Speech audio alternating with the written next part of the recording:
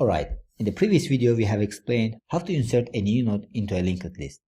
We have learned that there are three ways of inserting a node to a linked list, which are inserting a node in the beginning of linked list, inserting a node at the end of linked list, and finally inserting a node after a particular node. So in this video we will combine all these three types of insertion in one algorithm to make it easier for us when we create it using any programming language. Here in this picture you see our algorithm for insertion in linked list. So the algorithm starts from over here. We start creating a method which takes two parameters over here. The first parameter is node value and the second parameter is location. Node value is the value of node that we want to insert into this single linked list, and the location is where we want to insert this newly created node in our single linked list. So the first step in our method, we are creating a new node and assigning a value to this node. And this value comes from the parameter from the methods parameter over here. Then we are continuing to the next step. In the next step, we are checking that if head is equal to null or not. This means that if head is null, this means that we don't have any node in our single linked list, so we are adding our first node to this single linked list by referencing head and tail to this node. But if our head is not null, then we are continuing to the step over here, in which we will check location parameter. This location parameter comes from here. So if we are inserting a node at the beginning of linked list, we will continue over here, in which we are updating the next reference of newly created node to head and head to node. What does it mean? We know that the next reference of the node that we created is empty now. So we assign the value of head to it, which is a physical location of node 1 in our single linked list.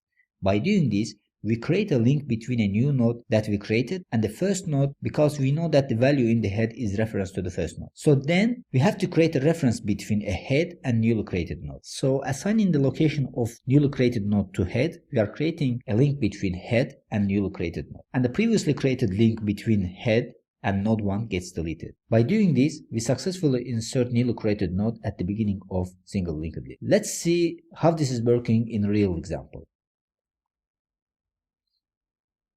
Here we have a sample single linked list like this, and we want to insert this node over here at the beginning of this list over here. So I took the part from the algorithm which is implementing this process. So here the first thing that we are doing is we are setting these nodes next reference to head. So now this node's next reference is empty. So by setting this next reference to head, we are updating the next reference of this node over here to 001.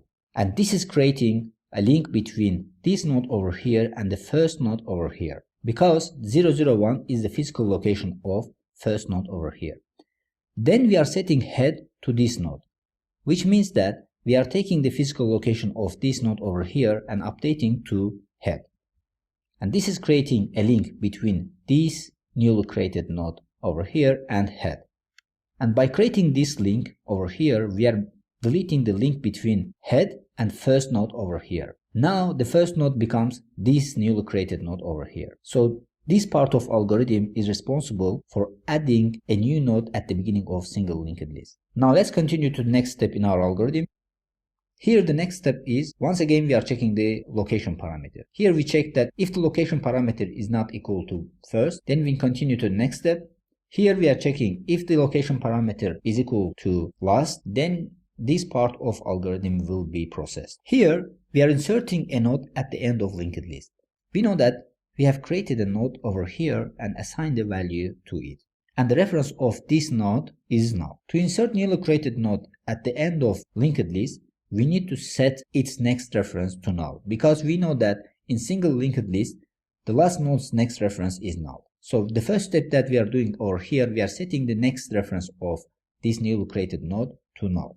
The next thing that we are going to do, we need to update last node's next reference to this node. So we are setting over here the last node's next reference to node. Then we need to create a connection between tail and node. So here we are setting tail reference to node. And with this newly created node is added at the end of linked list. Now let's see how this part of algorithm works in real life example.